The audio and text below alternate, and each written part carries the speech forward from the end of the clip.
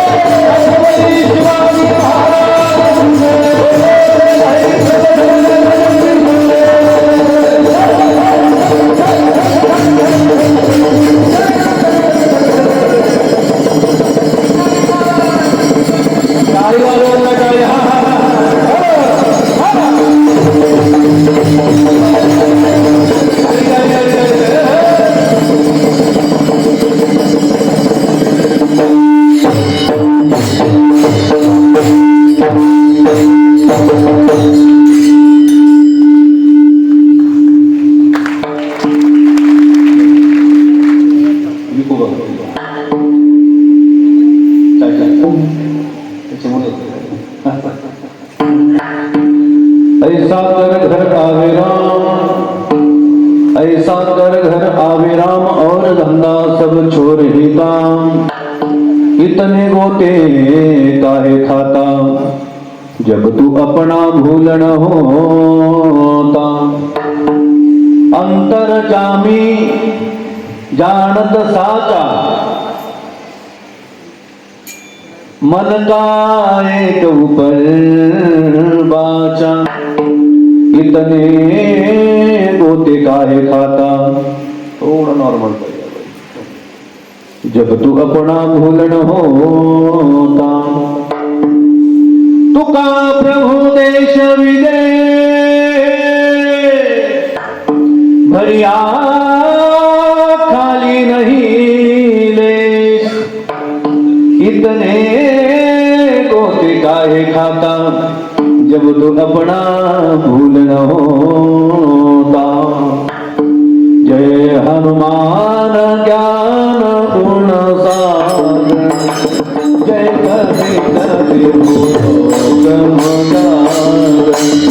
राम दूत पुनीत बलरामा। अंजनी पुत्र पवन सुत नामा। महावीर विक्रम बजरंगी, कुमति निवार सुमति कंचन बरन विराज सुरेंद्र। कारण कुंडल कुंचित केसा, राम या राम जय राम, राम या राम जय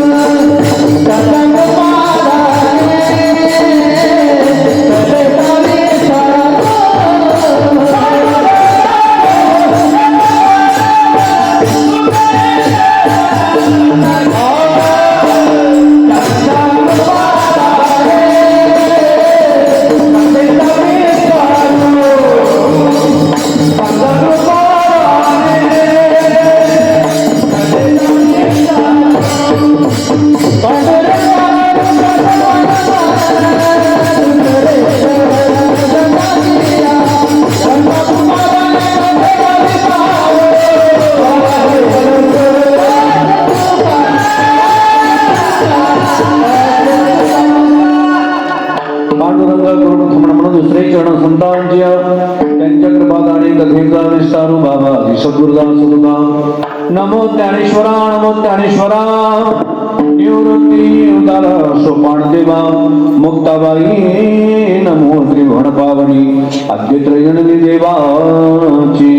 आता वंदरंग भूमिका कीर्तने मैत्री लोकां, टाळ मृदुंग श्रोते देखा तया माध्यम दंडवत मस्तक हे पायावरी। या वारकरी संतांच्या विढाला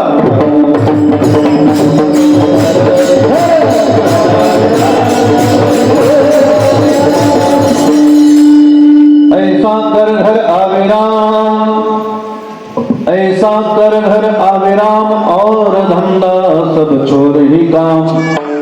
इतने गोते काहे खाता, जब तू अपना भूल न होता।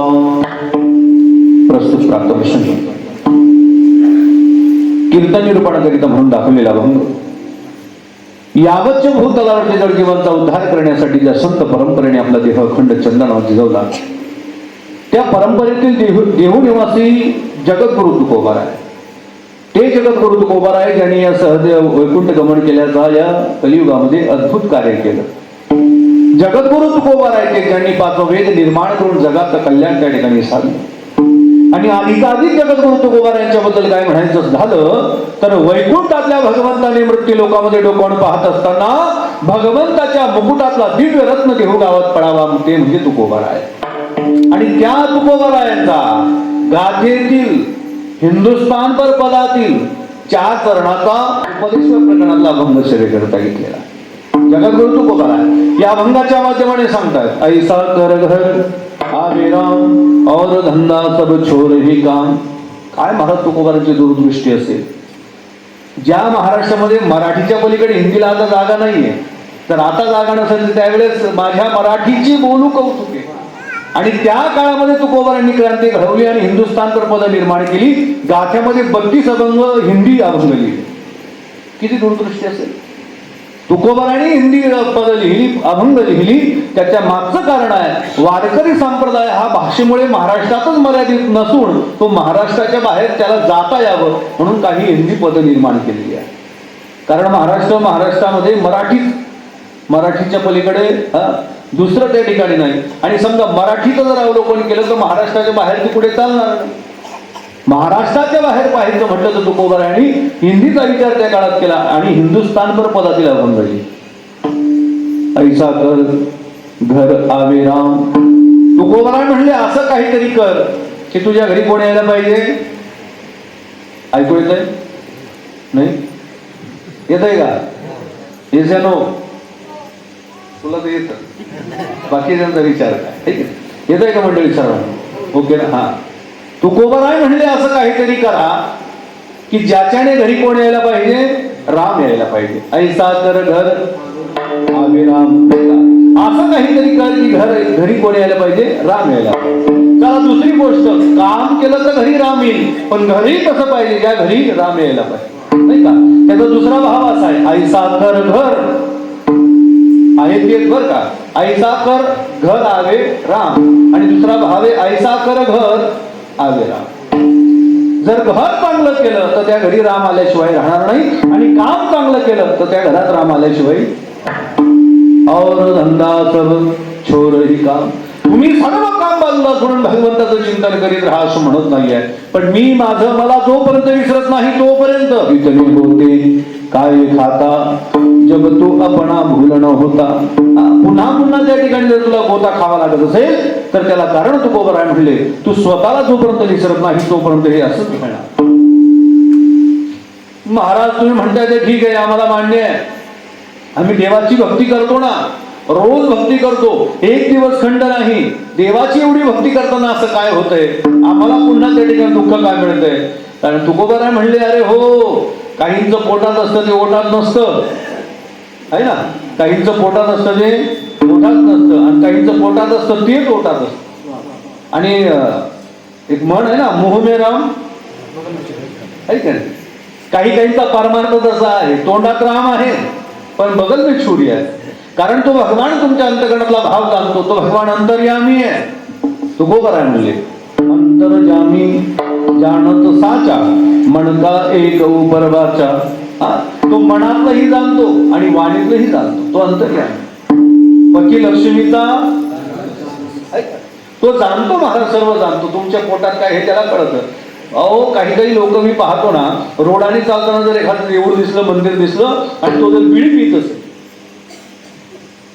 आणि देऊळ दिसलं तो काय करतो ती बिडी लपवतो आणि दुरून मंदिराच्या पुढे काय करतो आणि पुढे गेला की पुन्हा सुरका मारणार. मला प्रश्न असा आहे जर अरे वेड्या देवाला जर तुझा नमस्कार दिसला असेल तर ती बिडी सुद्धा तो जाणतो ना महाराज तो अंतर्यामी आहे. त्याच्यामुळे लक्षात ठेवा तो नाही अशी एकही जागा नाही. तुका प्रभू देश विदेश भरिया खाली नाही लेश इतने गोते काय खाता जब तू अपना भूलन होता विढारा.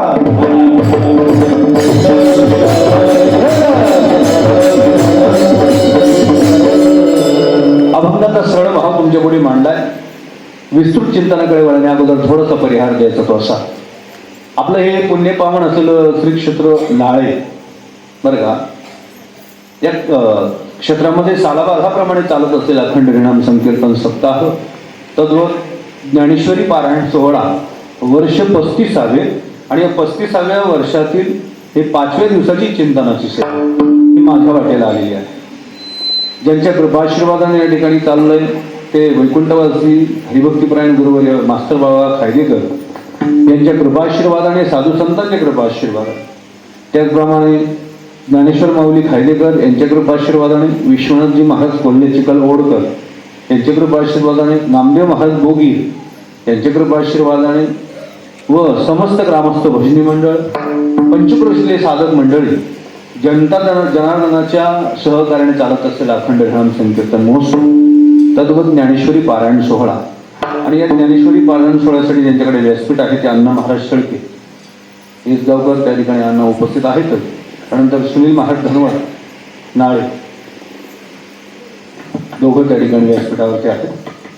रोज नित्याने महाराष्ट्रातील नामवंत कीर्तनकारांची कीर्तन आपण श्रवण करीत आहात आणि पंचम दिवशी ही कीर्तनाची सेवा माझ्या वाटेला प्राप्त झाली. याच्या कीर्तनाची सेवेचे जे यजमान आहेत ते प्रमोद शामराव लामखेडे, ठीक आहे, साळुंके नाही, लामखेडे, ठीक आहे, यांच्याकडून ही आजची सेवा आहे. पण विशेषत्वाने ही आजची सेवा माझ्या वाटेला आपल्या गावातील युवा कार्यकर्ते, तरुण तळतदार असलेले आणि साहेबांच्या अगदी निकटवर्ती असलेले आमचे सचिन दादा आणि सचिन दादांच्या माध्यमाने माझ्यापर्यंत ही सेवा आलेली आहे. तसं काय असताना एक इंग्रजीत म्हण आहे दादा, सचिन दादा, adjustment is best policy in the life. बरं का, जिथे फ्लेक्झिबिलिटी आहे, जिथे ॲडजस्टमेंट आहे, तिथे आनंद आहे. Something is better than nothing. झालं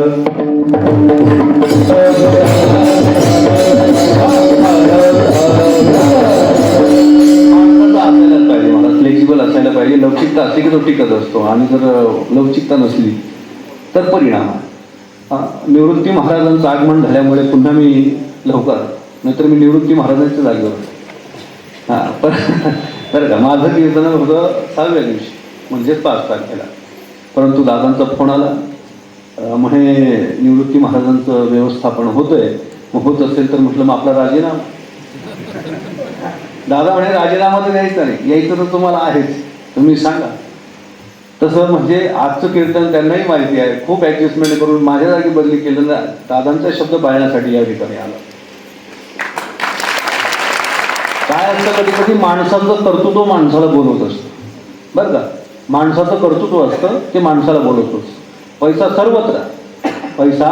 सर्वत्र आहे, जिकडे गेला तिकडे मिळणार आहे, परंतु कर्तृत्व सर्वत्र नाही. आणि कर्तृत्व सर्वत्र नसल्यामुळे कर्तृत्वान व्यक्तीचा भाव आणि आपल्या प्रती असलेल्या त्यांच्या अंतःकरणातल्या श्रद्धा या माणसाला ओढून आणत असतात.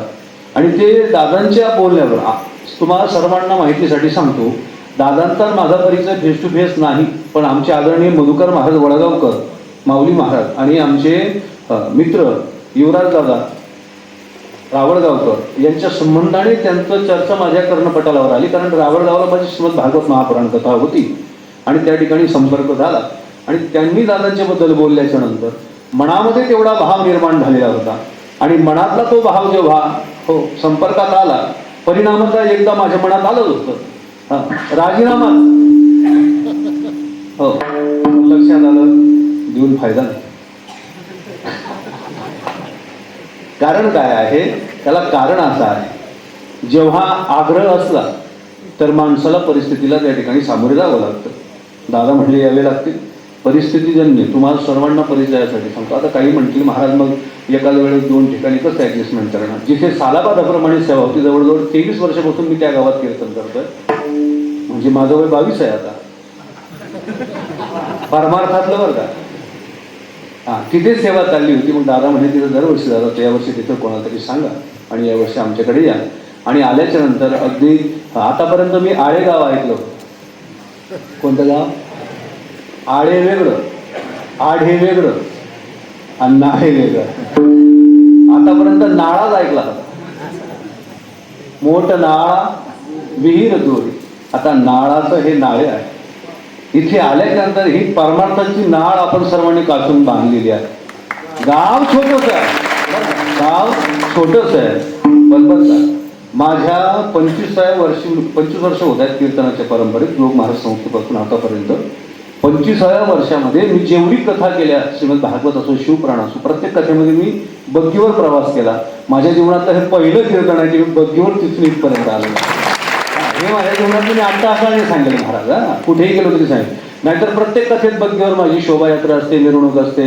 अगदी 4-5 राज्यांमध्ये हिंदीत कथा करू द्या, मराठीत करू द्या, गुजरातीत ऑल जातो नाही का, सर्व ठिकाणी. पण जेव्हा मी फेटा बांधून बाहेर बग्गी दिसली ना, मला एक आत्मिक समाधान झालं की निश्चितच कीर्तनकारांच्यासाठी संप्रदाय एवढा मोठा आहे की कीर्तनकार बग्गीतच कीर्तनापर्यंत जावा ही सेवा आपल्या नाळेगावांनी करून ठेवली. सोपं नाही बरं का ही गावची मंडळी. हो, पुन्हा एकदा सर्वांना धन्यवाद देतो. या कार्यासाठी ज्यांचं योगदान असेल त्या सर्वांचं धन्यवाद देतो. आणि विशेष करून गायनासाठी उपस्थित असलेले सर्व गुरुजन मंडळी, अगदी नामवंत ख्यातमान आहात. आवाजामध्ये केवढी दहारा आहे, गोडवा आहे, हृदयाच्या अंतकणाचा ठाव घेणारा आवाज आहे. जेव्हा शब्दाचा प्रघात कर्णपटलावर होतो ना, बरं का, शब्दाचा प्रघात कर्णपटलावर होतो, कर्णपटलावरती झाल्याचा परिणामतः अंतकणाची जी काही लय आहे, धडधडणारी, ती अगदी तीव्र गतीने होते. आणि जेव्हा तीव्र गतीने होत असताना मेंदूवरती असलेल्या मज्जतंतूंचा प्रघात तो मनाला अगदी अति उच्छिष्ट त्या ठिकाणी निर्माण करत असतो. त्यावेळेस जो चेहऱ्यावरती मुखमंडळाचा आविर्भाव बदलत असतो ना, परिणामतः जो आनंद देऊ शकतात ती ही गायक मंडळीच देऊ शकतात. आणि गायनामध्ये भरपूर प्रकार आहेत बरं का. मैं हमेशा कहता हूँ, जब भागवत जी करता हूँ तब हमेशा कहता हूँ, भाई जो मुख से गाए वो व्यापार, ध्यान से सुनिएगा, जो मुख से गाए वो व्यापार है, कंठ से गाए वो आलस है ना. कभी कभी कहा होता है कि किसी का कंठ बढ़िया हो, लेकिन वो जब मिलेगा तभी गाएगा. कभी कभी चलो वही गा दो तो बैठे बैठे हूं कर देगा, मुंह से आवाज निकाल देगा, तो भी आलसी हो जाएगा. लेकिन ध्यान से सुनिएगा, मुंह से गाएगा वो आलस है, कंठ से गाए वो व्यापार. मुंह से गाए वो आलस है, कंठ से गाए वो व्यापार, और जो दिल से गाए वो मेरा राधा रानी का प्यार. ये भीतर से आवाज आनी चाहिए महाराज. जेव्हा म्हणतो ना बेंबीची देठ आवडली जाते ना, समजावं ते आतूनच चालला नाही का. नाही तर तो काय म्हणे माझे सुंदर असं गायन आहे जे गायनासाठी उपस्थित आहे. आदरणीय हरिभक्तीपराय रमेशजी महाराज सुरसे गिरी, आपण देवदासजी महाराज पहिल्यांदाच परिचय. बरं, बीड हिंगोली दोघं मंडळी या ठिकाणी उपस्थित आहेत. मृदंगासाठी वैभवजी महाराज सुरसे. सुंदर मृदंग वादक गायनाचार्य मंडळी आहेत. आपल्या गावातील महाराज आहेत. सर्व पंचप्रसिद्धी काढतील त्या गावातली पंचप्रसिद्धी 2 चोपदार गावातली ना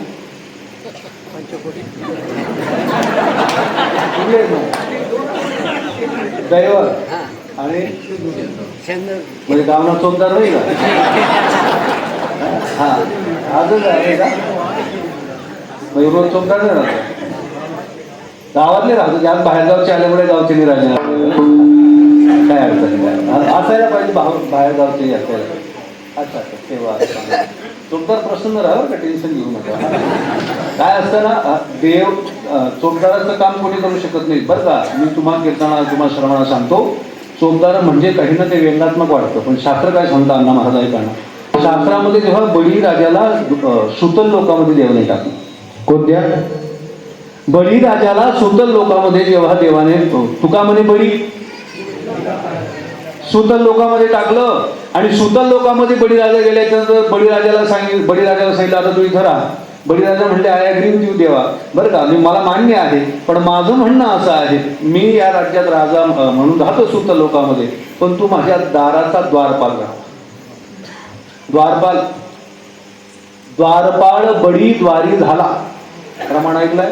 द्वारपाळ बळी द्वारी झाला, ऐक नाही. उचलीचं काही त्या भंगामध्ये आहे. तो भगवान द्वारपाल झाला. हे प्रत्येकाचं काम नसतं बरं का. हो, हे देवाचंच काम आहे, देवाचं स्वरूप आहे बरं का. आणि यांच्या हातामध्ये हे दंडबिंड दिलेले असतात ना, म्हणजे ते उभं राहतात, ते मंडळी उभं राहणं असं नाही विषय. ते दंड का असतो माहिती का, त्यांचा अधिकार खूप मोठा आहे. माय आळंदी देहूचा जर तुकोबारायांचा ज्ञानोबारायांचा 16 जर आळंदीच्या पंढरपूरच्या दिशेने निघाला, लाखो वारकरी त्या ठिकाणी चालतात. पण लाखो वारकरी चालत असताना जर चोपदाराने आपला दंड वरती केला तर लाखो वारकरी जागेवर उभे राहतात. एवढा अधिकार आहे दंडामध्ये. मग जर तेवढा अधिकार यांच्याकडे आहे तर कीर्तनात सुद्धा बरं का चोपदार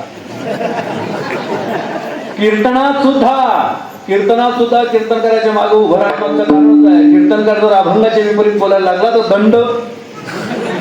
त्याला दंड करता यायला पाहिजे. हो बरं का? त्या तुकाराला कीर्तन आहे महाराज पुढे चालला लगेच दंड मारायचा बरं का. मला नाही, दुसरा कोणी आला का तो दंड मारायचा. पण कोणत्या तुकाराने त्याचा गाथा पाठ आहे. हा विठाला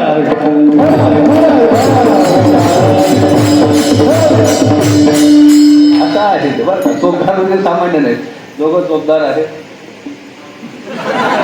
दोघं चोपदार, नो टेन्शन आहे. प्रसन्न मुद्रा आहे. उपस्थित सर्व भक्तिमती माता भाविक आहेत, टाळकरी माळकरी आहेत. सुंदर असं साऊंड सिस्टीम. दादा आपलं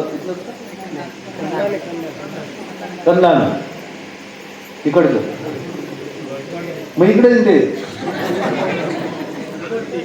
माझी दिशाभूल झाली काय? बरं हा रस्ता कुठून येतो? तिकडून आलो चिखलवळून. बरं चाल तिकडचे तुम्ही हा जोडग्याकडे. चला जोडग्याकडचं साऊंड सिस्टम माझ्या सर्व महिला माता पुरुष मंडळ, बालगोपाल टाळकरी मंडळी आहेत. पुढे बसलेले सर्व बालगोपाल सुंदर व्यवस्थित बसा बाळा. काय नाही 2 तास तुम्हाला टेन्शन येऊ देणार नाही एवढी गॅरंटी का.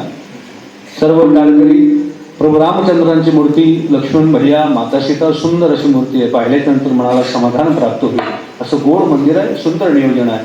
पुनश्च एकदा सर्वांच्या चरणी अभिवादन करतो. सेवेला प्रारंभ करतो.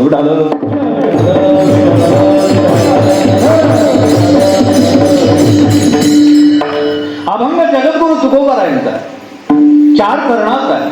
या अभंगाच्या माध्यमाने जगद्गुरु तुकोबाराय उपदेश करतायत. आणि उपदेश करताना त्या उपदेशामध्ये त्या साधकाला, त्या जीवाला भगवत प्राप्तीसाठी अट्टहास करण्यासाठी आवाहन करतात. कारण माणूस संसारामध्ये मनुष्य म्हणून जन्माला आला तर त्या मनुष्याच्या संबंधाने विचार केला तर त्या मनुष्याला भगवत प्राप्ती ही त्याचं इति कर्तव्य होता. जर मायेच्या अधीन जिवांत स्वरूपाने प्रगट झालेला जीव असेल तर मायेची निवृत्ती करण्यासाठी संत महात्मे म्हणतात, माया के पट खोल तो हे पिये मिलेंगे. मायेचा पडदा बाजूला केला की मायापतीचं दर्शन होतं. आणि मायापतीचं दर्शन करण्यासाठी, मायेचा पडदा बाजूला करण्यासाठी कलियुगामधलं सोपं साधन सांगितलंय भगवंताचं नामचिंतन. कलियुगामाची करावे कीर्तन तेने नारायण. नाही का? त्याच्याने भगवंताची प्राप्ती होईल, दुसरं काही करायची गरज नाही. म्हणलं तप कर्म योग याग विधी येणे सिद्धी वयाची उपाधी त्याच्याने तो प्राप्त होणार नाही. म्हणून संत महात्मे उपदेश करतायत. लक्षात उपदेश करताना कलो केशव कीर्तना. कलियुगामध्ये भगवंताच्या नामचिंतनाने उद्धार होतो. कलियुगी उद्धार हरीच्या नामे. ऐका ना, सर्वांना त्या ठिकाणी प्राप्त होतो तो अधिकार. आणि ते करण्यासाठी साधन सांगितलेलं आहे. साधनाचा स्वीकार केला तर साधकाला साध्यापर्यंत जाता येतं. आणि त्या साधनासाठी संत महात्मे उपदेश करतायत ते भगवंताचं नामचिंतन. उपदेश करताना पात्रता असेल तर त्याला उपदेश करावा. पात्रता नसलेल्या व्यक्तीला उपदेश केला परिणाम होऊ शकत नाही. क्रोधी अविश्वासी त्यासी बोध करता व्यर्थ आपली वात अशी नवू नये. क्रोधी अविश्वासी माणसाला बोध करून चालत नाही. जिथे सांगितल्यावर परिणाम होईल तिथे अन्यथा बोलू नये. मौन सर्वात सोपं साधन आहे. म्हणून उपदेश करताना पात्रता, क्षमता, लायकी, कॅपॅसिटी या सगळ्या गोष्टींचा विचार केला जातो. जर चुकीच्या माणसाला उपदेश केला तर परिणाम हातात येऊ शकत नाही. प्रमाण असं आहे, काय नपुंसका पद्मनीचे सोहळे वांजेशी डोहळे कैचे. नपुंसक माणसाला पद्मिनी स्त्री देऊन कामाची नाही आणि वांग स्त्रीला डोहाळे लागू शकत. प्रमाण असं आहे. पुढचं माय गर्भाची यातना गर्भवतीकडे वांजेशी डोहळे कैचे. गर्भाची यातना कोणाला कळेल? आईला, ताईला का बाईला? बोला लाडक्या बहिणी हो. बोललो नाही कोणत्या बहिणी? लाडक्या बहिणी. बोला बोला बोला. 1,500 रुपये भाऊ देतोय तुम्हाला. भाग्यवान आहेत माया हो तुम्ही. तुमचा भाऊ चांगला आहे. तुमचा भाऊ चांगला आहे. माझं वाक्य असतं माय, जिचा भाऊ चांगला ना तिची दिवाळी चांगली, तिची अक्षय तृतीया चांगली, रक्षाबंधन चांगलं. पण तुम्हाला असा भाऊ भेटलाय 12 महिना चांगला. 12 महिना हो. महिना झाला का 1,500 पडियात. एकच वातावरण. भाऊ चांगला भेटला तुम्हाला, आमना पावले काय होईल काय नाही, बांधच करतो नुसता बांधच करतो बाकी काय. भाग्यवाणीत माया हो तुम्ही. हो काय काय तुमच्या वाट्याला आलेलं, एसटी तुमची फुकट, हाफ तिकीट तुमचे. हो एसटी छोट्या केलेली एसटी ना ठ्यात आली यांच्यामुळे.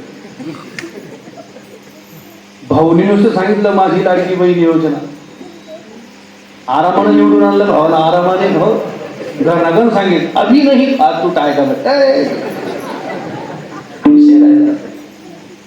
वाक्य लक्षात नाही का बा. गर्भात दुःख आईला कळेल, बाईला कळेल का ताईला कळेल? बाईनेच सांगावं.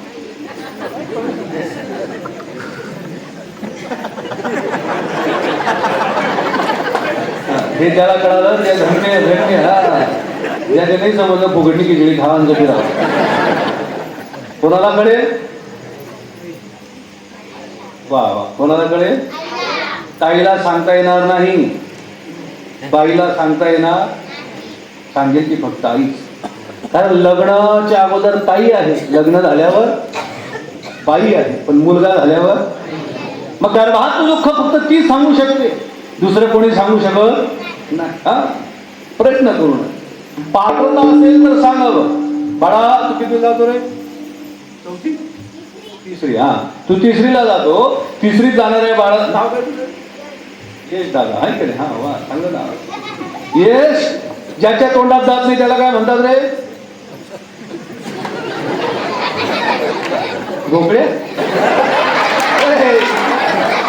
त्याच्या तोंडात जात नाही, त्याच्या तोंडात.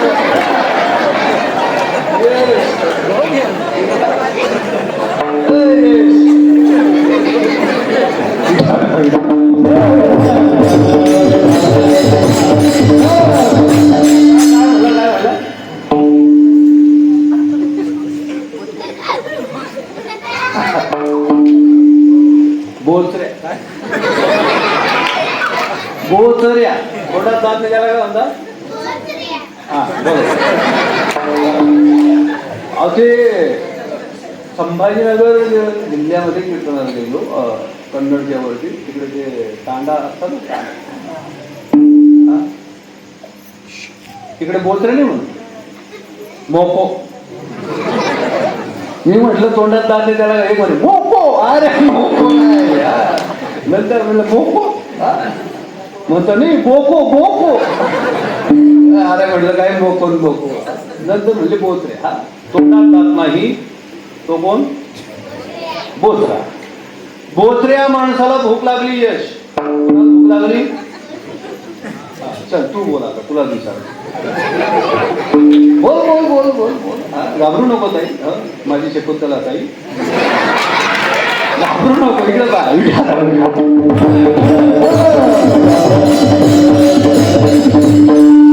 बोचऱ्या माणसाला भूक लागली. काय लागली? भूक. भूक लागल्याच्या नंतर त्या बोचऱ्या माणसाला लावले खिशाला हात, हातात लागले फुटाणे. काय लागले? हा ते सुद्धा लोखंडाचे. मला सांग तो बोचऱ्या माणसाचं पोट भरेल का मरेल? शाबास. फुटाणे असून फायद्याचे नाही. ज्याच्या तोंडात दात नाही त्याच्याकडे फुटाणे असून फायद्याचं नाही. साखर कारखान्याचा मालक आहे पण डायबिटीज. साखर कारखान्याचा मालक आहे पण डायबिटीज आहे, साखरेचा दाणा खाऊ शकत नाही. लक्षात घ्या मंडळी, 3 गोष्टींना वारस असायला पाहिजे: सत्ता, संपत्ती आणि स्त्री. सत्ता, संपत्ती, स्त्री या 3 गोष्टींना वारस असेल तर त्यांना किंमत आहे, अन्यथा किंमत नाही. तुमच्याकडे सत्ता आहे पण त्या सत्तेला जर वारस नसेल तर ती सत्ता काही कामाची नाही. तुमच्याकडे संपत्ती आहे पण त्या संपत्तीला वारस नसला तर ती संपत्ती कामाची नाही. आणि तुमच्याकडे स्त्री आहे, पत्नी आहे, पण जर तिला पुत्र नसेल तर त्या स्त्रीला सुद्धा किंमत. म्हणून गर्भाची यातना, गर्भवतीकडे वांजेशी डोळे. परमार्थामध्ये उपदेश करताना पात्रता असेल तर उपदेश करावा, अपात्र व्यक्तीला उपदेश करू नये. आणि म्हणून संत महात्म्याने विचार केला, जगामध्ये एवढे सर्व जीव आहेत, प्रत्येक जीवाला परमार्थामध्ये उपदेश करत असताना संतांनी एकच त्या ठिकाणी विनंती केली. कलियुगाचं सोपं साधन आहे, त्या साधनाचा आश्रय घेतला तर प्रत्येक जीवाचा उद्धार झाल्याशिवाय राहणार नाही. म्हणून संत महात्मे जागे करतात ना आपल्याला.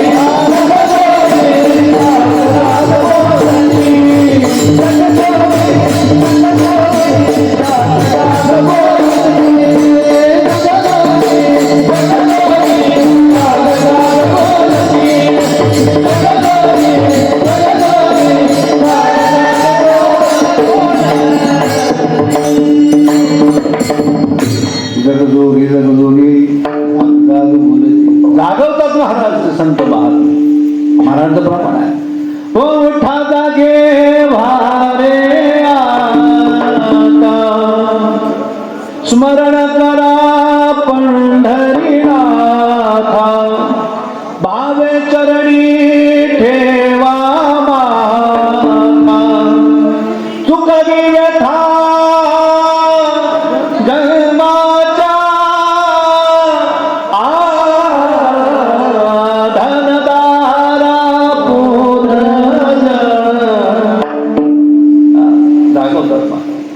मग जागवतात. आणि बघा अभंग किती सोपा आहे महाराज.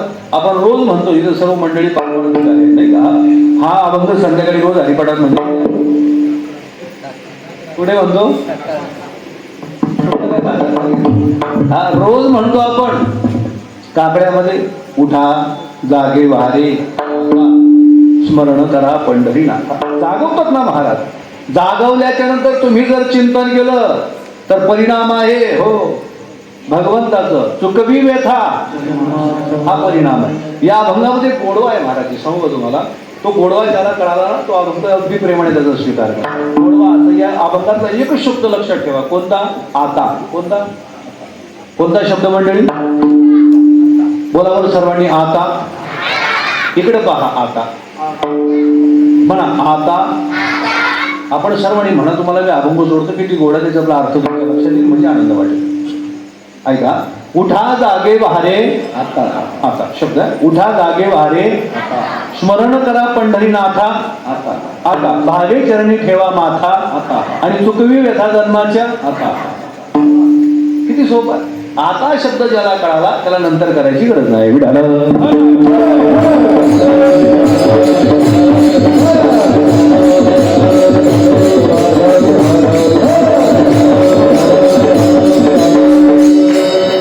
उठा जागे वारे आता, स्मरण करा पंढरीनाथा, भावे चरणी ठेवा माथा, चुकवी व्यथा जन्माच्या. का ओ धनदारा पुत्र जन बंधु सोय रे किशोर, सर्व मिथ्या रे जाणून शरण हिता देवा धनदारा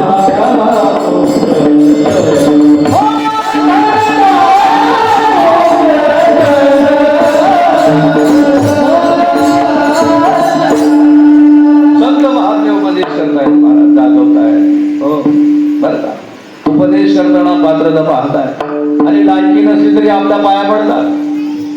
लागणे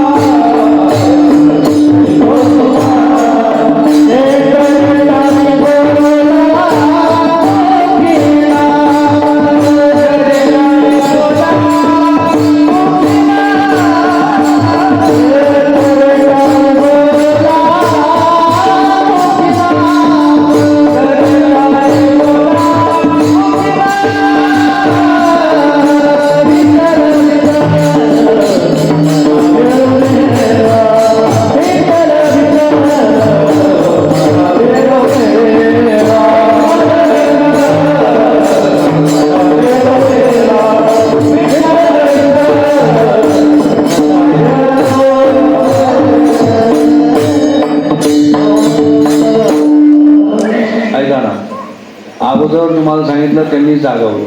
कोणी? संतांनी जागवून सांगितलं तुम्ही भगवंताचं चिंतन करा, व्यथा निवृत्त झाल्याशिवाय राहणार. ऐकलं नाही, म्हणला लागून या पाया विनवितो. आपली पात्रता नाही पण आपल्या पायाला लागून ते विनंती करतात. लागून या पाया विनवितो तुम्हा, करे टाळी बोला मुखी ना भगवंताचं नामचिंतन करा. तरी महाराज कळत नाही त्यासाठी काय अरे काही करायची गरज नाही ना. न लगे तीर्थाचे भ्रमण, न लगे तीर्थाचे भ्रमण,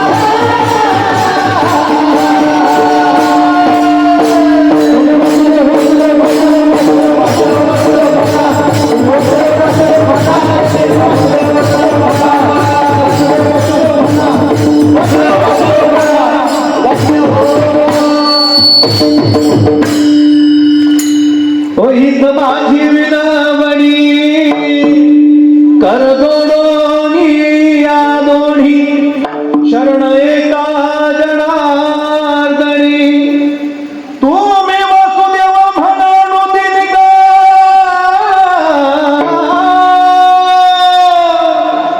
हो तुम्ही वासुदेव वासुदेव म्हणा, तुम्ही वासुदेव वासुदेव म्हणा, तुम्ही वासुदेव वासुदेव म्हणा, वासुदेव वासुदेव म्हणा.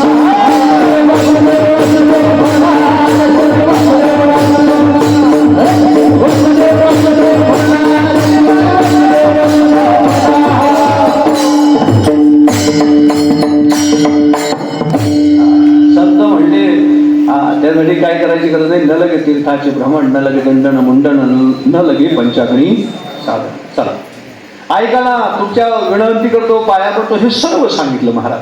आणि मग शेवटी म्हणले किती सांगू तरी पुढे रडतील म्हणे. संत म्हणले अरे ज्याने त्याचं चिंतन करून घेतलं त्याला चिंता राहत नाही. असते चिंता त्याला. आवडीने भावे हरिनाम घेसी. हो बर का, देवाचा विषय आहे ना. घेशी तेव्हा बरं का, देशी नाही बरं का, देशी तेव्हा देसी सी सी सी देशी शी शी शी देसी. घेशी तेव्हा शेवट वजन टाकू नका त्याला, हलतो देसी. हा देशी नाही का. घेशी तेव्हा ओके देसी. आईचा असं असते उदाहरण. देवाचं वैशिष्ट्य असं आहे, जो त्याचं चिंतन करतो तो त्याची चिंता केल्याशिवाय राहत नाही. ध्यान से सुनिएगा, संसार में पैदा हुआ इंसान यदि भगवान का चिंतन नहीं करता है तो पैदा होना बेकार. माया के दीवानों सुन लो, एक दिन ऐसा आएगा धन दौलत माल खजाना यही पड़ा रह जाएगा. सुंदर काया माटी होगी, चर्चा होगी गली गली, ले लो रे कोई राम का प्यारा, शोर मचाऊ गली गली. देवाचं चिंतन करा, एकदम सोपं. पुढे बोलू दादा, जैसे इतर की गली से गुजरने के बाद कपड़ों का सुगंध इतर जैसे ना आए तो गली से गुजरना बेकार है ना. इत्र की गली से गुजरने के बाद यदि कपड़ों का सुगंध इत्र जैसे ना आए तो गली से गुजरना बेकार है. उसी तरह संसार में पैदा हो कि प्रभु का चिंतन नहीं करते हो तो संसार में पैदा होना बेकार है ना. इसलिए भगवान का चिंतन करते रहो. तो तुकाराम जी महाराज एक सुंदर पद ध्यान से सुनेगा. अरे लोभी के मन में धन बसे, लोभी के मन में धन बसे, कामी के मन में काम. लोभी के मन में धन बसे, कामी के मन में काम. मात के मन में पूत बसे, मात के मन में पूत बसे और तुका के मन में राम. तुका के मन में राम. महाराज सोपं नाही. ज्याच्या जीवनामध्ये पारमार्थिक चिंतन घडलं त्याच्या जीवनात चिंता नावाचा रोग कधी लागू शकतो. कोणता रोग? कोणता रोग? चिंता नावाचा रोग असा आहे दादा, हो, ज्याच्याकडे सर्व काय आहे पण त्या रोगाचं त्याच्याकडे औषध. एकमेव परमार्थ असा आहे ज्याच्या चिंता नावाच्या रोगावर ते औषध उपलब्ध आहे. एकमेव. तुम्ही चिंतन करा, तो तुमची चिंता करायला बसलेला आहे. आपण कितीही चिंता करा देवा, संसारातली चिंता कितीही केली ना त्याला फरक पडत नाही, पण तुम्ही त्याचं चिंतन करा, त्याला फरक पडल्याशिवाय. मंडळी, संसारामध्ये पहा, ज्याच्याकडे पैसा आहे त्याला सुद्धा चिंता आहे, आणि ज्याच्याकडे पैसा नाही, बोला पटकन, पैसा आहे त्याला चिंता नाही, त्याला हो, ज्याच्याकडे पैसा आहे त्याला चिंता आहे, माऊली ठेवू कुठे, आणि ज्याच्याकडे पैसा नाही तो म्हणतो येईल कुठून, दोघांना चिंता. ज्याच्याकडे खायला आहे तो म्हणतो काय काय खाऊ, काय काय खाऊ, आणि ज्याच्याकडे नाही तो म्हणतो आता काय खाऊ, डोकं काय खाणार. चिंता याला पण आहे, चिंता त्याला पण आहे. त्याला पुढे जाऊन सांगतो, ज्याचं झालं त्याला चिंता, आणि ज्याचं राहिलं त्याला डबल चिंता. ज्याचं झालं त्याला विचार काय तुझं झालं आता काय चिंता, तो म्हणतो महाराज नाही करतो तेवढं. मग याला सांगा, अरे तो असं म्हणतो मग तू लग्न करू नको, म्हणत नाही नाही दाखवा मी करतो, काय करायचं तेवढं. चिंता याला पण आहे, चिंता जगाच्या पाठीवर चिंता नाही असा जगामध्ये एकही माणूस नाही. आणि दादा त्याचं नाव चिंतामण आहे. ज्याचं नाव चिंतामण आहे त्याला सुद्धा चिंता. महिला मंडळ, तुम्हाला रोजची चिंता, भाकरी टाकल्या गेल्या, काय चिंता, भाजी काय करू, करणं माय मुंगनी दाय, अति करशी काय, सोपा उपाय. जगामध्ये प्रत्येकाला चिंता आहे महाराज, प्रत्येकाला चिंता. आमच्या घरात चिंता लागली कधी, जेव्हा खात्यात पगार पडायचा. कोणाच्या, दुसऱ्याच्या.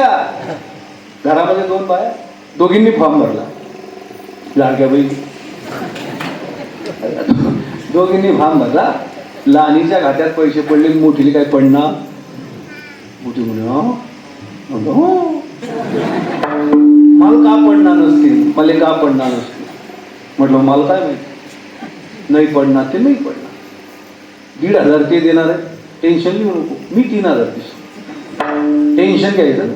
ती म्हणे नाही मला पडायलाच पाहिजे, कारण ते माझ्या भावाने दिलेले आहे. हो, बहीण जेव्हापासून मुख्यमंत्र्यांनी प्रत्येक बाईला बहीण म्हटलं तेव्हापासून प्रत्येक बाईचा आवाज वाढला. मी मुख्यमंत्रीची बहीण, मला म्हणे बागी बोला, काय म्हणे मी मुख्यमंत्रीची बहीण, आवाज. मी म्हणतो मी जोरात बोलू, मी पण त्याचा पाहुणा, तू बहीण ते मी बोलणार. तिला म्हटलं अगं पगार पडत नाही, टेन्शन घेऊ नको, चिंता कशाला करते, मी बसलेलो आहे ना. म्हणजे तरी तिने 2 प्रयत्न केले, ऑनलाईन भरले फॉर्म. मग ऑनलाईन फॉर्म भरले ते रिजेक्ट झाले. आणि मग त्याच्यामध्ये नियम होते, नियम ज्याच्याकडे 4 चाकी गाडी असेल त्याला पगार भेटणार. ती डोकं खाजत खाजत माझ्यापर्यंत. मी 2 दिवसानंतर घरी पोहोचलो, चेहरा एकदम तेजस्वी होता. मी म्हटलं कुछ तो गडबड आहे भाई साहेब, चलो. मी समोर गेलो, म्हटलं काय झालं, आता कळलं म्हणे मला आपल्याला पगार काम काय. म्हणजे त्याच्यामध्ये नियम लिहिला होता, ज्याच्याकडे 4 चाकी गाडी आहे त्याला पगार पडणार नाही, म्हणून आता आपल्याला पगार पडत नाही. म्हणून जाऊ दे, टेन्शन नाही, आपल्याकडे गाडी अजून काय पाहिजे बाबा. ती म्हणे पगार चालू होतो लोन गाडी किती आहे काय म्हणे, गाडी विकून टाका म्हणे. म्हटलं शाबास वा वा. अरे काय आहे, जगाच्या पाठीवरती कोणाला कोणती चिंता, कोणाला कोणती चिंता, तुला पगाराची चिंता. जगामध्ये चिंता निवृत्त करण्यासाठी एकमेव साधन आहे दादा, बरं का माय. जगामध्ये चिंतन नावाचं औषध त्याच्या जीवनामध्ये घेतलं, त्याच्या जीवनातला चिंता नावाचा रोग गेल्याशिवाय नामदेवाचं प्रमाण. हरी मुखे गाता, हरी मुखे गाता, हरी मुखे गाता, हरी मुखे गाता, हरी मुखे गाता, हरी मुखे गाता, हरी मुखे गाता, हरी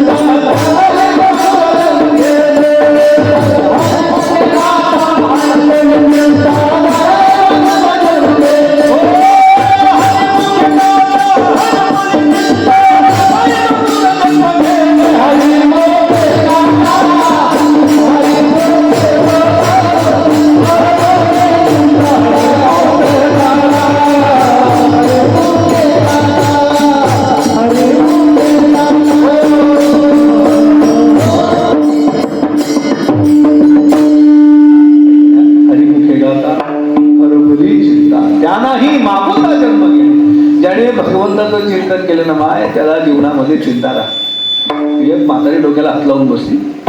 नातू गेला आजीला विचारायला, grandma what are you doing now. विचार आता सर्व कसं आहे, सध्या इंग्लिश मिडियमचं फॅड चाललेलं आहे सर्व इंग्लिश मिडियम. आणि काय झालं सांगू तुम्हाला, आपला विषय असं झालाय, आपला पाया झाला ऐरणी, भिंत झाल्या मराठी आणि छप्पर इंग्रजीचं. नो जजमेंट, मॅनेजमेंट होऊ शकत नाही त्याच्यामध्ये. आणि तरी प्रत्येकाची अपेक्षा असते की आपली पोरं इंग्रजी शिकायला पाहिजे. तर ठीक आहे, शिकू द्या, काय अडचण नाही. तो नातू त्या आजीला विचारतो, ग्रँडमा वाढायला डुईंग ना, काय करतोय म्हातारे. आता म्हातारे समजत असं म्हाताऱ्याला एकच इंग्रजी पाठ होतं, ज्यानी ज्यानी, तिचं तेवढंच पाठ होतं, इटिंग शुगर नो बाबा. तो म्हणला काय करते आजी, डोक्याला हात लावून बसली. म्हातारे म्हणे नाही ना भाऊ, चिंता लागली चिंता. तो नातू म्हणे आजी डोक्याला हात लावून चिंता करण्यापेक्षा देवळात जाऊन चिंतन कर. डोक्याला हात लावून बसून चिंता करण्यापेक्षा देवळात जाऊन चिंतन कर. पण ऐकते त्या काय माघार म्हणायचं. म्हातारी मध्ये कसं होईल कसं होईल म्हणे आजी, जसं होईल. तू काय चिंता करते. नको चिंता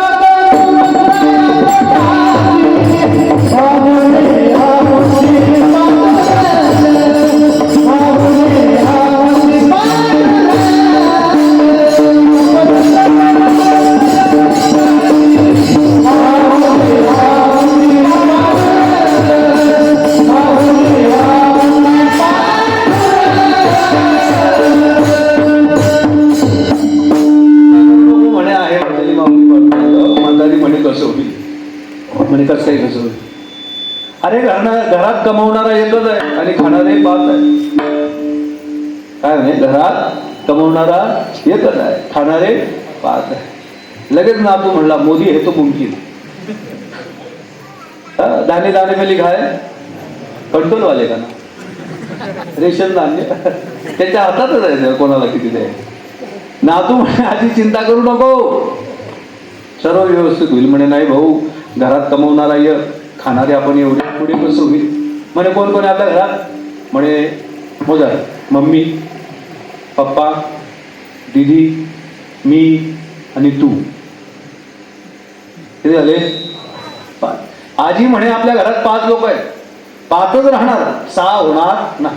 म्हातारी ऐके ना. म्हणे भाऊ असं म्हणू नको, हा तुझं लग्न होईल, घरात मुलगी किती होतील, 6. तो म्हणे आधी टेन्शन घेऊ नको, तेवढ्यात दीदीचं लग्न होऊन जाईल. एक इनकमी एक आउट गोईंग. एक मुलगी घरात आली, 6 होतील म्हणे, तेवढ्यात दीदीचं लग्न होईल. किती राहतील, बोला किती राहतील, 5.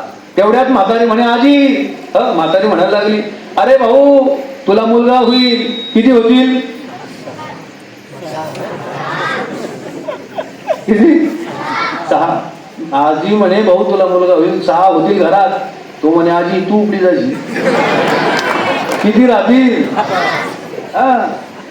Adjustment is best policy in the life. एक आएगा एक जाएगा. चिंता करू नका महाराज, त्याच्या हातात बटन आहे, कधी कोणाचं दाबायचं त्याला चांगलं. त्याच्यामुळे आपल्या हातात एकच आहे, भगवंताचं चिंतन. चित्तवृत्तीचा निरोध करून, ऐका, चित्तवृत्तीचा निरोध करून जेव्हा तुम्ही चिंतन करतात ना, तुकोबारा म्हणले कंठी प्रेम दाटे नयनी प्रगटेला. त्या दिवसाचं चिंतन, भगवंताचं चिंतन करताना तुमच्या कंठाला त्या ठिकाणी भरून येईल, तुमचा कंठ दाटून येईल, डोळ्यामध्ये अश्रू येतील. प्रेम दाटून आल्याच्या नंतर डोळ्यातून अश्रू ज्या दिवशी निघाले ना मंडळी, समजावं त्या दिवसाचं भजन देवाला प्राप्त झालं. चित्तवृत्तीचा निरोध करता यायला पाहिजे. आपलं भजन काय बोलू माय, आपलं भजन काय. हो, एक बसला हरिपाठ करायला, त्याला चहाची तलप लागली, हरिमुखे म्हणा हरिमुखे म्हणा, पिंट्या तुम्ही म्हणा चहा ठिरे म्हणा. जिथे चित्तवृत्तीचा निरोध होत नाही, ऐका, जोपर्यंत चित्तवृत्तीचा निरोध होत नाही तिथे भगवान येऊ शकत नाही. तुका म्हणे चित्त करारे निर्मळ येऊन गोपाळ. चित्तवृत्तीचा निरोध ज्या वेळेस झाला ना, त्या दिवशी राम आल्याशिवाय राहत नाही. तुकोबारा म्हणले असं तुम्हाला करायचं अभंग.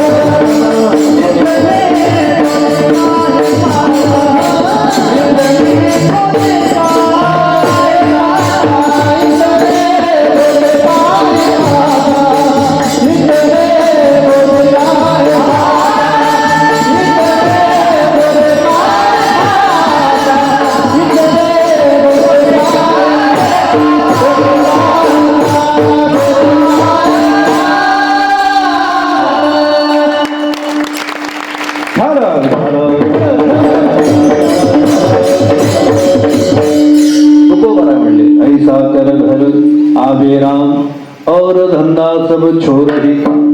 जोपर्यंत तुम्ही मनातला काम निवृत्त करत नाही तोपर्यंत राम तुम्हाला प्राप्त होऊ शकत नाही. आणि जिथे राम येईल तिथे काम शिल्लक राहत. भाई जहां राम है वहां काम नहीं, और जहां काम है वहां राम. एक छोटा सा भाव मैं बताना चाहता हूं. नहीं ध्यान से सुनेगा. एक गांव में एक नन्हा सा बालक रहता. बच्चा छोटा था लेकिन खाता बहुत ज्यादा था. कितना था? इतना खाता कि खाने वाले खिलाने वाले परेशान हो जाए. इतना खाता. 27 टिक्कळ खा जाता. किती भाकरी? 27 भाकरी. तो एवढसा गुगू 27 भाकरी खायचा. पण एका वेळेस खायचं बरं का. सात्विक 21 दिवसातून 3दा खायचा म्हणजे 21. सात्विक 7 दुने 14, सात्विक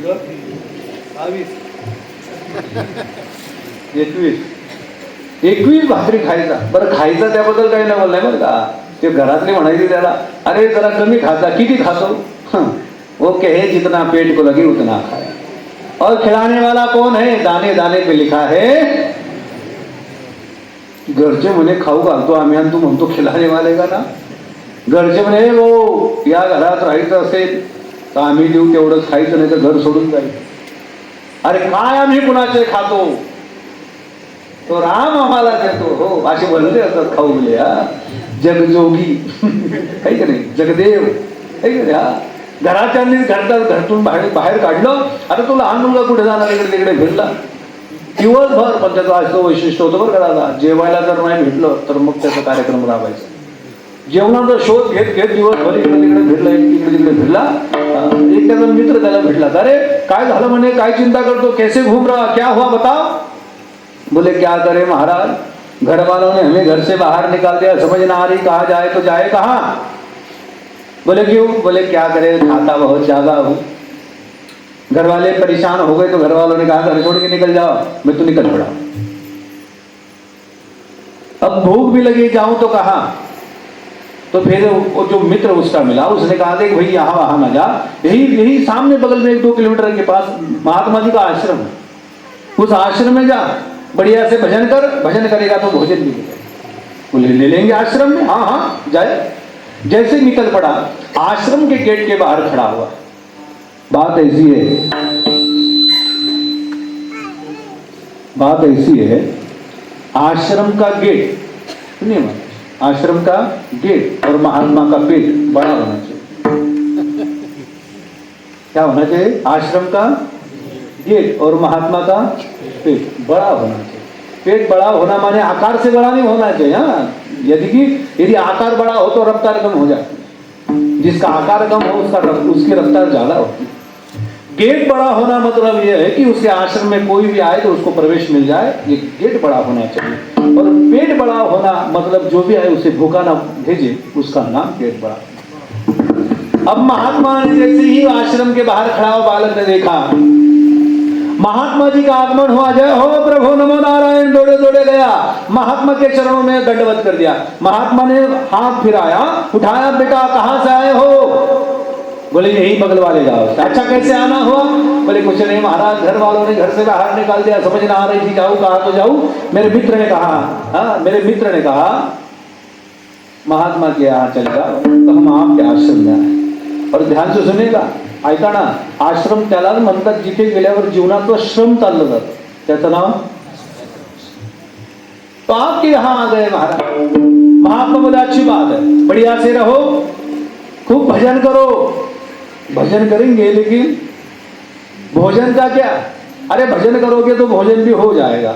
अच्छा तुम्हारे गले में तुलसी माला है? बोले नहीं. बोले ये आश्रम में रहना है तो तुलसी माला गले में धारण करनी पड़ेगी, वैष्णव बनना पड़ेगा. बोले कोई बात नहीं महाराज, लाओ तुलसी डाल दो. भाई डाली तुलसी और आशीर्वाद दे दिया, हो गए महाराज गले में कंठी धारण करके. भजन करने लगा. राम राम राम राम राम राम. घंटी लगी भोजन की, ये सब दौड़े चले आए पंगत में बैठे भोजन करने। जैसे बैठे महाराज ये भी बैठ गया। अब महाराज जी घूम रहे पंगत में, पत्तल परोसे गए, भोजन परोसा गया, सब परोसा जा रहा था। अब ये खाने बैठा, भोजन करता रहा। कितना खाए? खाते समय यही गाए, दाने दाने पे लिखा है खाने वाले का नाम, दाने दाने पे लिखा है खाने वाले का। महात्मा जी बोले बहुत बढ़िया बालक है, कहाँ से आया है? कोई कहा नया है वह आया है आश्रम में, खा रहा है बढ़िया से। पहली पंगत उठ गई, बंदा उठा खा रहा। महात्मा जी ने सोचा भूख ज्यादा लगी होगी, खा रहा। दूसरी पंगत में जो भी आए तो खाली हाथ ना भेजे, हो छोड़िए डालिए। दूसरी पंगत भी खत्म हो गई, फिर भी बंदा उठा नहीं। एक बंदा थोड़ा चलाया, महाराज जी ये कहाँ से उठा के लाए इसे? बोले हमने ना उठा के लाए, खुद ही चल के आया है। कहाँ से आया पता ना। अरे महाराज कितना खाता है? ध्यान से सुनो, क्या कहा? ये कितना खाता है? महाराज जी ने कहा जिसका ऊपर खाता है वो यहाँ। क्या कहा? क्या कहा? जिसका ऊपर खाता है वो यहाँ खाता है, जिसका ऊपर नहीं खाता वो यहाँ आके कैसे? जो समझ गया उसका ऊपर खाता। मेरे मालिक के दुकान में सब लोगों का खाता, उसका खाता है तो यहाँ खा रहा है, कोई परेशानी नहीं। तीसरी पंगत चल रही, बंदा खाते जाए खाते जाए, दाने दाने पे लिखा है खाने वाले का नाम। महाराज जी घूमते घूमते गए, बेटा बीच बीच में पानी पिया करो। क्या कहे? बीच बीच में पानी पिया करो। बालक कहे बाबा बीच आहे तो पाणी पी. म्हणजे 3 पंक्ती झाल्या तरी सुद्धा अर्ध झालं. महाराज जी बोले बेटा कल से पंगत में नहीं बैठना. तो फिर कहाँ बैठे? जहां पतेला है वही बैठे. म्हणजे ते वाढायचं टेन्शन. तू ना खाइए तू ना दुइए तो ठीक है. महाराज चलता रहा, हर रोज बढ़िया से खा ले. लेकिन बात ऐसी हुई मंदिर में रहता, भजन के समय मंदिर के पीछे जाके सोता और भोजन के समय आगे आके बैठता. समय गुजरता गया. आई अष्टमी, अष्टमी के बाद नवमी, नवमी के बाद दसवीं के बाद एकादशी. एकादशी आई, आश्रम में हर कोई भगत भजन करने लग गया. राजा राम राम राम सीता राम राम राम सीता राम राम राम सीता राम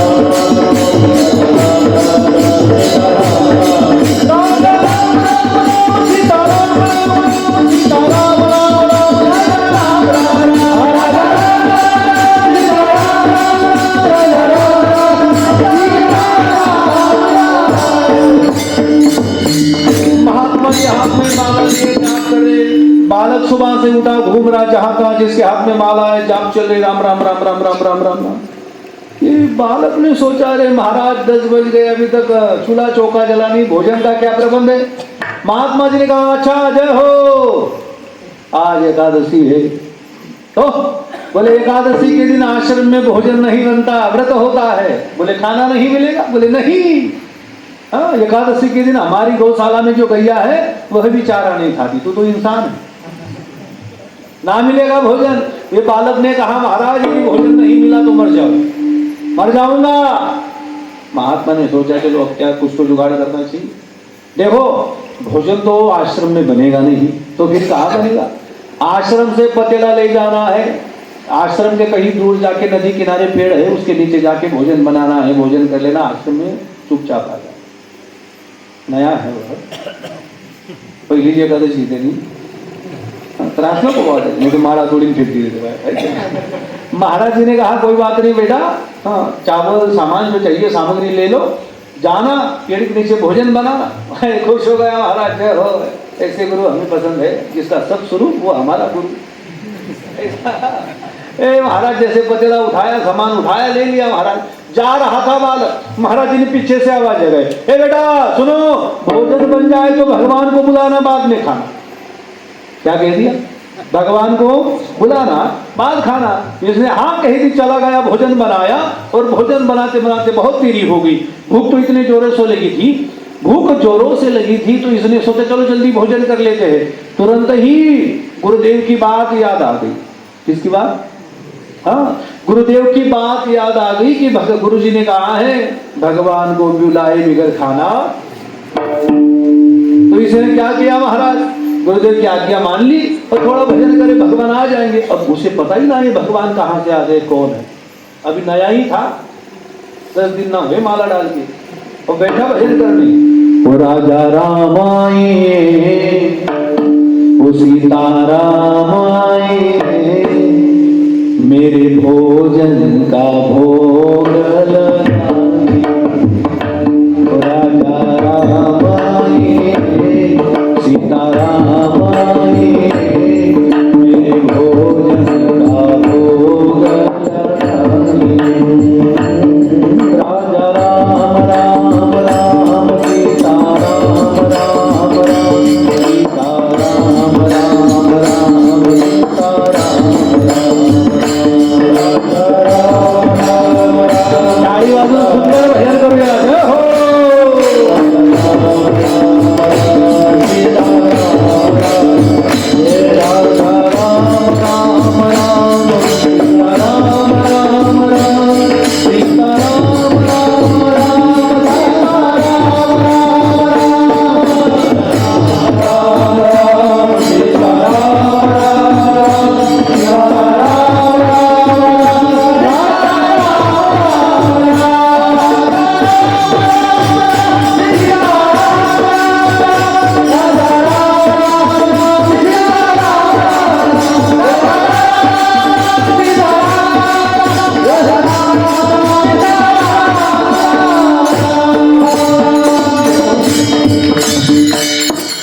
राजा राम आए, सीता राम, भजन किया त्याने। भजन केलं, एकादशी दिवशी प्रभू रामचंद्रांपर्यंत आवाज केला आणि भगवान प्रभू रामचंद्र आणि सीता मातेला सांगितलं म्हणे चल आपला भक्त आपल्याला बोलवतो। दोघंच्या दोघं निघाले, ऐका, दोघंच्या दोघं निघाले, हे भजन कर रहा था। राजा राम आए, सीता राम। हे महाराज, प्रभु जी का आगमन हुआ, माता सीता भी आगमनित हुई और दोनों को देखा, बोले जय हो। योगियाच्या ध्यानात थोडंशी तो अंबाबासी मागे पुढे देवाला पाहिलं आणि देवाला पाहिल्यावर बरं का मंडळी प्रणाम केला, आनंद तर झाला, पण त्याला टेन्शन आलं। काय टेन्शन आलं? स्वयंपाक दोनच लोकांचा बनवला होता। त्याने गुरुजीने सांगितलं होतं ना देवाला बोलवायचं, मग त्याने काय विचार केला, देव एक आणि मी, मग त्याने 2 लोकांचा बनवला होता। पण ही अगोदरच 2 आली, राजा राम, सीता। सीता म्हणे मी पण, म्हणे मग चल, दोघं आले। जेवढं बनवलं होतं तेवढं दोघांना प्रसाद दिला। माई महाराजी भजन तसं होतं ना, मेरा भोजन का भोग लगाइए। ए दोघांनी पोटभर खाल्लं, पातेलं खाली, याने पाय पडलं, बरं झालं बा, या या या या। अरे महाराज जी, अगली एकादशी को थोड़ा जल्दी आना। क्या कहें? अगली एकादशी को थोड़ा जल्दी आना। आया महाराज, ऐसे ही व्रत हो गया, कुछ खाया नहीं। अगली एकादशी आई, गुरुदेव से कहा गुरुजी थोड़ी सामग्री बढ़ा दे। सामग्री बढ़ा देना गुरुजी, सामग्री बढ़ा देना। गुरुजी बोले क्यों?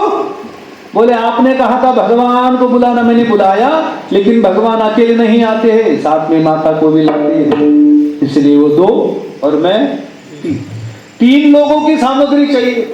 आता त्या गुरुजीला वाटलं माझं आयुष्य गेलं भजन करण्यात, अजून राम खायला आला नाही आणि हा 10 दिवसाचा माळकरी याच्याकडे लबाड बोलतो, लबाड। पण गुरुजींचा माहिती होता हा 3 पंक्ती उठत नाही, म्हणून यात जास्त लागतं। गुरुजी म्हणे ले जा जितना ले जाना। दादा त्याने एवढा सामान घेतला, खांद्यावर मारला, गेला एकादशीच्या दिवशी भजन करायला लागला। भोजन बनवलं, भजन करायला लागला। राजा राम आईये, सीता राम आईये, आणि भजनामध्ये एवढा तल्लीन झाला, म्हणतो कसा, राजा राम आईये। आता शेवट जर आला तरी कीर्तन करणार, काही टेन्शन घेऊ, गेन वाढलाय त्याचं, बाकी काही नाही। राजा राम आए, सीता राम आए, मेरे भोजन का भोग लगाए। राजा राम आए, सीता राम आए, लक्ष्मण राम. भजनामध्ये काय म्हटलं तो? लक्ष्मण म्हटला.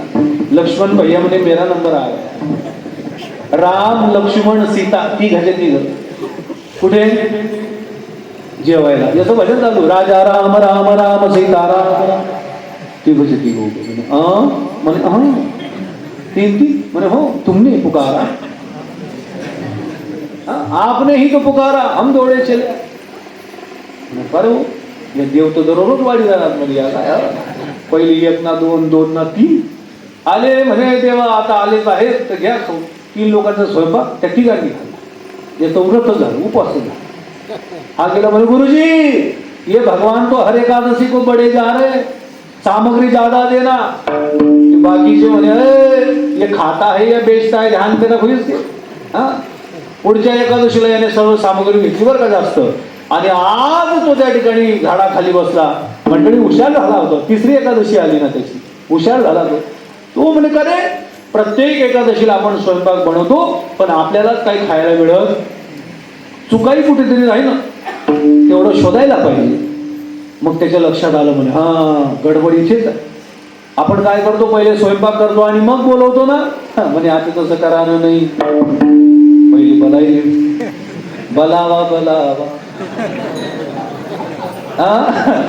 नाही नाही नाही नाही पहिले बोलवून घेऊ म्हणे त्यांना. त्याने सुरू केलं ना राजा रामाये सीता रामाये लक्ष्मण रामाये मेरे भोजन का भोग लगाए. राम लक्ष्मण जानकी बरोबर राम लक्ष्मण जानकी ठीक आहे घ्यायला लागले. भरत आणि शत्रुघ्नाने विचारलं. मी बघून भरत आणि शत्रुघ्नाने विचारलं दादा कहाँ जा रहे हो हर एकादशी को चोरी छुपे जाते हो कहाँ जाते हो. बोले हमारा एक भगत है जो एकादशी के दिन हमें रोटियां खिलाता है हम खाने जा रहे. तो भरत भैया और शत्रुघ्न जी कहने लगे हम भी साथ आएंगे. राम प्रभू म्हणे चला आपल्याला काय अडचण नाही. ते 3 झाले पहिले 3 आणि हे 2 किती झाले. निघाली दिंडी. हनुमंताला कळालं. हनुमंतराय म्हणे ये ना चाल दे. हनुमंतराय म्हणे ये ना चाल दे म्हणे का म्हणे देवा हे चांगलं आहे का लढाई करायला मी पुढे आणि खायला मी पण येणार. म्हणे चलो राम लक्ष्मण जानकी जय बोलो. हे निघाली दिंडी महाराज. याचं भजन चालू आहे. राजा राम राम राम सीता राम राम राम. हे आज म्हणाल आपलं पूर्ण मंदिरात रामबाईंच्या हनुमंतराय सर्व सर्व येऊन बसले महाराज. पाहुणे आले वेलकम एव्हरीबडी कम. आले सर्वजण म्हणे नाही अजून पण बाकी आहे का म्हणे नाही जेवढे होते तेवढे घेऊन 6 लोक. देव म्हणे आता आलो पटकन वेळ घालू नको चल जेवायला वाढा मला. अहो म्हणे स्वयंपाक करेल नाही. अरे म्हणे बनवलं त्यानं बोलवलं कशाला म्हणे नाही मी तगिरा तुम्ही मंडई घेतली तुम्ही किती संख्येने आहात. म्हणे ठीक आहे आता बघितलं गेलं. म्हणे हो मग बनव म्हणे स्वयंपाक लवकर आम्हाला खाऊ घाल. तो म्हणे मी बनवणार नाही. म्हणे का म्हणे प्रत्येक एकादशीला मी बनवायचो तुम्ही खायचे. म्हणे मग आता तुम्ही बनवा मी खाणार. म्हणे नवीन बघत येऊ नवीन बघताय 3च एकादशी मध्ये नंबर मारलाय. हा खडकावर बसला खडकवर हा बसला महाराज आणि स्वयंपाक करायची तयारी सुरू झाली. प्रभू रामचंद्र म्हणे 14 वर्ष वनवास केला परंतु स्वयंपाक कधी बनवला नाही. आणि 3च एकादशी झाल्या नवरा आणायला 14 वर्षात स्वयंपाक केला नाही. मला स्वयंपाक येत नाही. हा म्हणे तुम्हाला येत नाही. आई आहेत सीतामाई ते करते तुम्ही मदत करा. मग प्रभू रामचंद्र त्या चुलीमध्ये लाकडे लावायला बसले. हनुमंतराय पाण्याच्या बादल्या भरून म्हणे खाणं कमी वाहन असते. काय करणार हे पाण्याच्या बादल्या वाहून कार्यक्रम सुरू झाला. एक कांदा चिरे कापे भाजी धळे कोणी पीठ रगडे चपात्या चालू टाकणं चालू याचं भजन चालू. राजा राम राम राम सीता राम राम राम सीता राम राम राम सीता राम राम. प्रत्येक एकादशीला जो बालक लवकर आपल्या आश्रमात येत होता या एकादशीला तो बालक लवकर आला नाही म्हणून गुरुजींना शंका आली. हा का विकायला जातो म्हणून त्याच्या शोधासाठी गुरुजी निघाले. जेव्हा गुरुजी त्याच्या शोधायला निघाले तर शोधता शोधता तो बालक त्या खडकावर बसलेला आहे आणि भजन एकच आहे. ओ राजा राम राम राम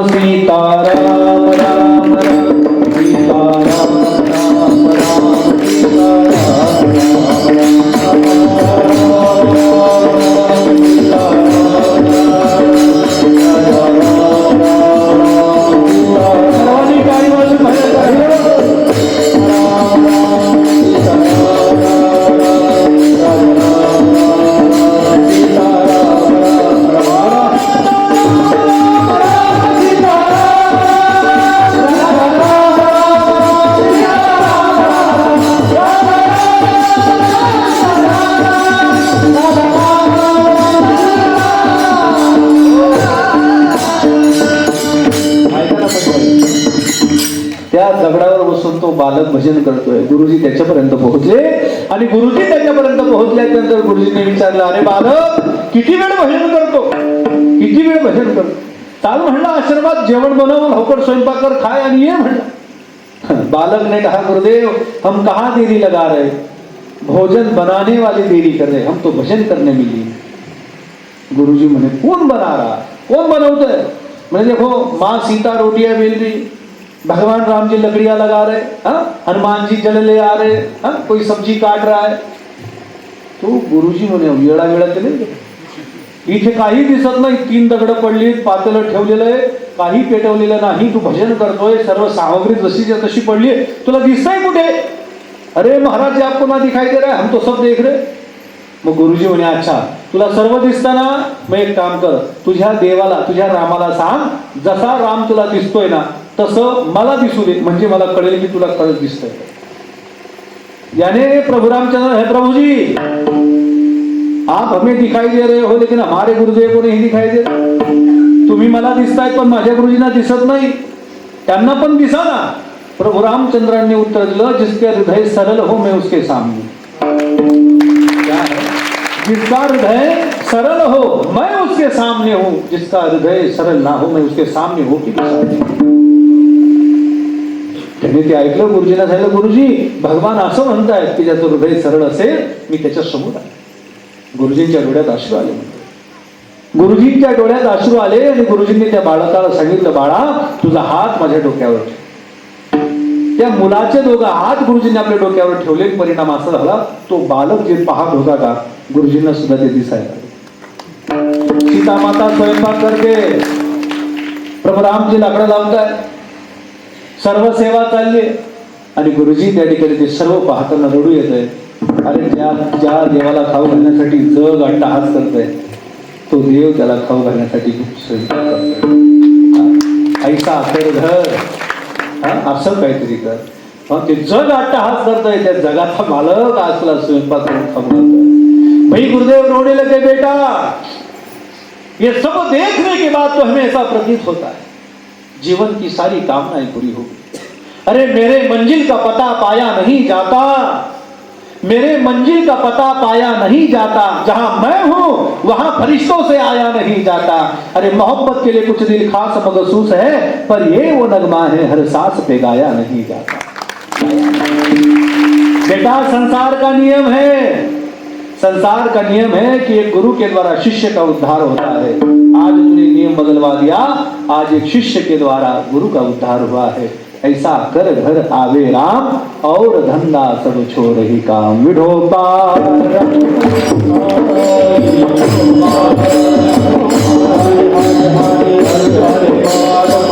काई काई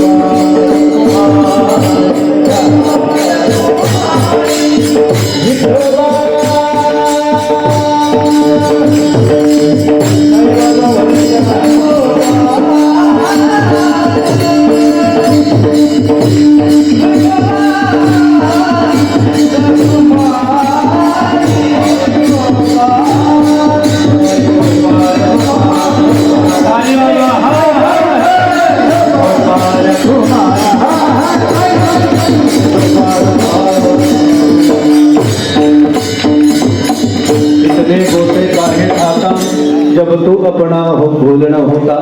जोपर्यंत तू आपलं स्वतःला विसरत नाही तोपर्यंत हा दुःखाचा वाटा तुझ्या वाटेला येणार आहे. कारण तो भगवान कसा आहे, अंतर्जामी जानत साचा, मन का एक ऊपर बाचा, इतने गोते काहे खाता. जब तू अपना भूलन होता, भगवंत प्रत्येकाचा अंतराचा भाव जाणतो, कारण अंतरीची घेतो गोडी पाहे जोडी भाव. आपला संसार अंदाज 25 आहे, पण परमार्थ अंदाज 25 नसावा. मनोमार्गे गेला तो अंदाज पंच परमार्थ नसावा. लक्षात ठेवा. आपला अंदाज संसारातच आहे. आपला संसार अंदाज पंच. महिला मंडळ, मी तुमचा भाऊ आहे, मुलगा आहे, खरंच सांगा माय, तावा असतो का तवा?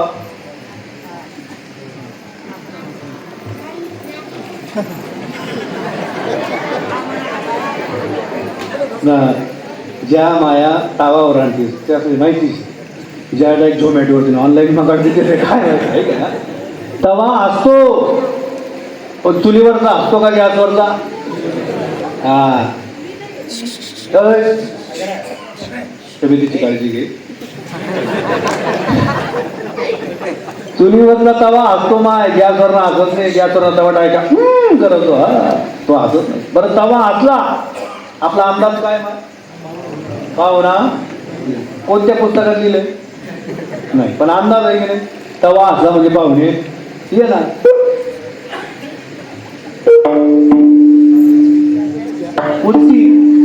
उचकी लागणं म्हणजे, बोला ना, कोणीतरी आठवण केली असेल. बरं का, विज्ञानामध्ये असं वर्णन आहे सचिन दादा, उचकी लागण्याचं आणि आठवणीचा काही कार्यकारण संबंध नाही. श्वास नलिकेमध्ये अन्नाचं कण अडकले की तुम्हाला उचकी लागेल. उचकी लागण्याने आठवण करण्याचा काही संबंध नाही. आणि कोण आठवण करे? आपण का नरेंद्र मोदी? हा, कोण करी? ज्यांनी उद आली ना, ज्यांनी आपला उद आली तो याद करी शेगा उघडी घ्या भाऊ. उचकी लागली कोणीतरी आठवण, आपला अंदाज आहे. उचकी लागली म्हणजे कोणीतरी आठवण केली. आणि ठेच लागली मग गाडी दिली कोणीतरी. आपला रोजचा अंदाज आहे बाबा. ठेच लागली म्हणजे, कावळा आरडला म्हणजे पाहुणे ये ना. आणि कुत्रा बघ ना मग, अरे ज्या गलीत कुत्रा बघतो त्या गलीतले म्हातारे झोपत नाही. मागता की प्रत्येकाचा अंदाज वेगळा वेगळा आहे म्हणते. रोजचा अंदाज वेगवेगळा. आपल्या सामान्य जीवनातला अंदाज आहे. डोळा फडफड करायला लागला की आपल्याला वाटतं कोणी भांडण होईल.